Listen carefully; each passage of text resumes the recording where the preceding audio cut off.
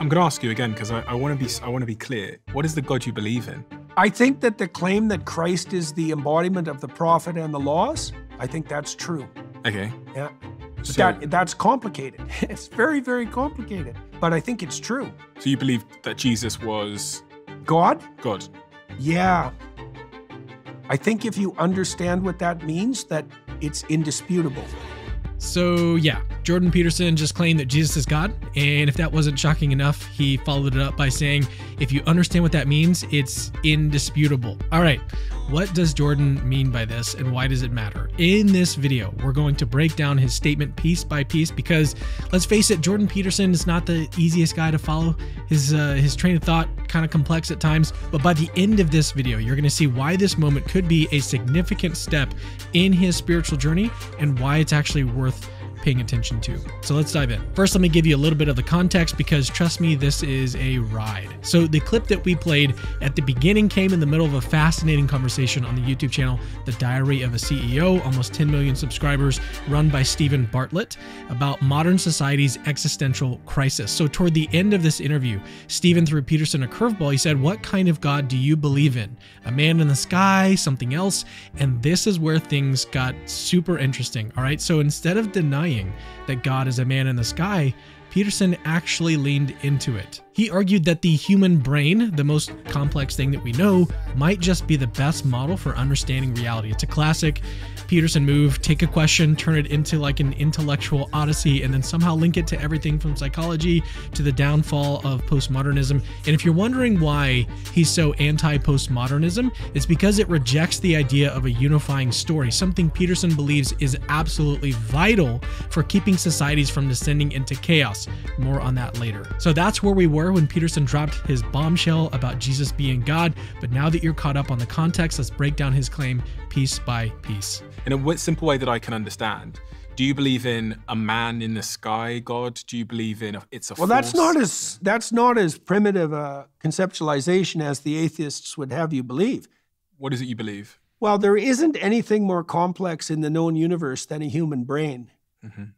So if you want a model for reality as such, like proclaiming that it has something akin to the structure of the human psyche is not an absurd claim, given that that is the most complex thing by far that we know of.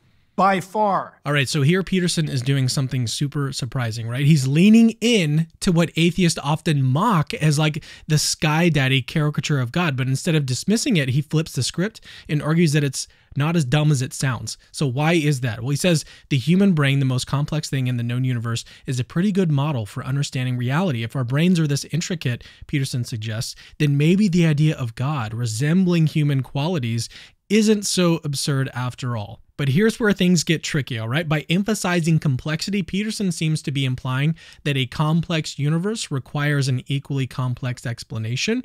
However, philosophers have long argued that simplicity is actually a virtue. Think about Occam's razor. So while Peterson's argument about the brain being a model for reality is fascinating and thought-provoking, and I think actually does push back on the new atheist claiming that the sky daddy concept is super dumb, it's not without its challenges, all right? He's giving us a lot to chew on here, but we still need to keep in this simplicity versus complexity issue in mind as we move forward. Let's get to the next clip. What is it you believe? Well, I've been explaining it. But I mean, I did say, I mentioned something which we skipped over very quickly because I introduced it too rapidly. The postmodernists figured out that we live in a story, but then they leapt to a faulty conclusion of two forms, well, three.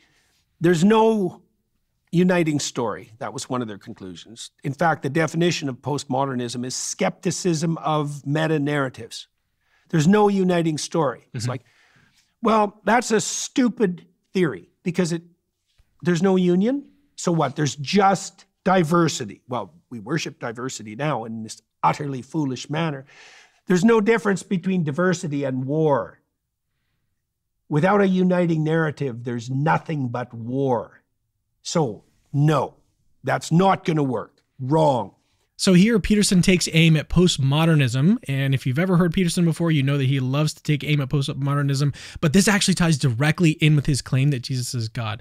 And in case you don't know, postmodernism is basically a philosophy that says big stories are bad, all right? So by big stories, Peterson means the kind that give us meaning, all right? Like religions, cultural values, or even the idea of progress. Postmodernists argue that these sort of meta-narratives are just tools for power and control, and that we should ditch them. If you've ever listened to anything that Peterson has said, he thinks that that is a terrible idea. To make Peterson's argument against postmodernism more relatable, imagine a soccer game where everyone brings their own rule book, all right? Some think that you can use your hands, others think that you can tackle like in rugby, and one guy insists that there should be no ball at all, just sort of metaphorical concept of scoring goals. It would be absolute pure chaos, right? And that's exactly what Peterson says happens when you embrace diversity without any kind of unity. For Peterson, a uniting story, a shared rule book is essential for society to function. Like diversity without some kind of framework isn't actually beautiful. It's just a complete mess. Think of a band where every musician plays like a different song at the same time. Sure, it's super diverse, like it's going to be a diverse song, but it's also unlistenable. So what is Peterson's solution? A shared narrative that brings people together. And according to Peterson, the Christian story is the ultimate candidate for the job. It's not just about personal meaning. It's a story that can hold society together. So let's see how he builds on this idea in the next section. Power's not the game. Okay, what's the game? What's the story? I mentioned earlier, it's voluntary self-sacrifice. Right, you offer yourself up in the service of something higher. That's the basis of society. That's the basis of psychological stability. The Christian insistence is that that's the basis of the world. Peterson is sort of zeroing in on what he believes to be the foundational story, voluntary self-sacrifice. He argues that this principle isn't just a psychological or a societal construct, it's the very framework on which the world operates. But in our next clip, Peterson drops the bombshell. I'm going to ask you again because I want to be clear. Is what is the God you believe in? I think that the claim that Christ is the embodiment of the prophet and the laws, I think that's true. Okay. Yeah. So, That's complicated. It's very, very complicated. But I think it's true. So you believe that Jesus was God? God? Yeah. I think if you understand what that means, that it's indisputable. Listen to that. I'll give you a brief explanation of why.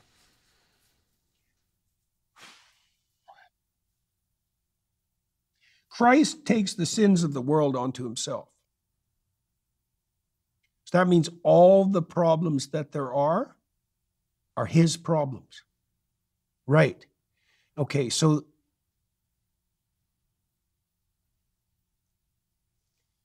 the idea there is that there's no difference between making that assumption and then actually beginning to address those problems.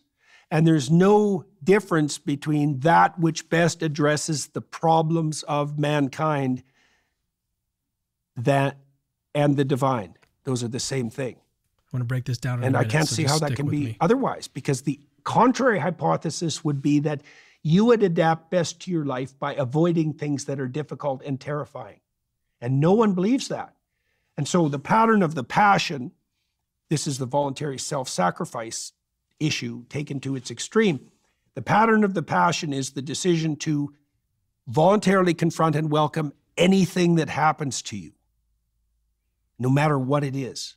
All right, so as you just heard, Peterson explicitly states that Jesus is God, but true to his style, he doesn't just drop the claim and move on. He frames it in a way that ties back to everything we've discussed so far. So for Peterson, the divinity of Christ isn't just a doctrinal statement. It's deeply tied to the idea of taking on the world's suffering. For Peterson, what makes Jesus divine, it's not about abstract theology. It's about the willingness to face the worst of reality with courage and sacrifice. And Jesus does this in reality. But so what does Peterson mean when he says this claim is quote unquote indisputable? All right. He's not saying that everyone must agree that Jesus is God in the traditional sense. At least that's how I'm interpreting him. Instead, he's arguing that the story of Jesus's passion, his willingness to confront suffering voluntarily, again, voluntarily, reflects a universal truth about how we ought to live. So in that sense, Jesus represents the highest form of divinity. So for one, this statement from Peterson marks a significant moment in Peterson's intellectual and spiritual journey. He's moved from analyzing religious stories as sort of archetypes for the human condition to making explicit theological claims. It's a pretty big deal. Secondly, Peterson has admitted in another interview with Alex O'Connor, my friend Alex O'Connor, a prominent atheist YouTuber, that he suspects Jesus physically rose from the dead. Okay, Peterson suspects this. When asked about the resurrection, Peterson stated that if we had a camera outside Jesus' tomb, we'd actually see him walk out. Strange I know you don't thing. like that. Let me put it this way. Yeah. If I went back in time with a Panasonic video camera and put that camera in front of the tomb of Joseph of Arimathea, would the little LCD screen show a man walk out of that tomb? I would suspect yes. This is a wild statement coming from someone who often approaches religious claims from a psychological or symbolic perspective. It suggests that Peterson isn't just toying around anymore with abstract ideas. He's actually seriously considering the historical and metaphysical claims of Christianity. But now here is the million-dollar question, all right? What kind of Christian will Jordan Peterson become? He's obviously on the path. His wife, Tammy, just converted to Catholicism. Will he follow her lead? Catholicism's intellectual tradition seems kind of right up his alley with its deep thinkers like Aquinas and Augustine. Or will Peterson sort of carve out his own path like one certain William Lane Craig?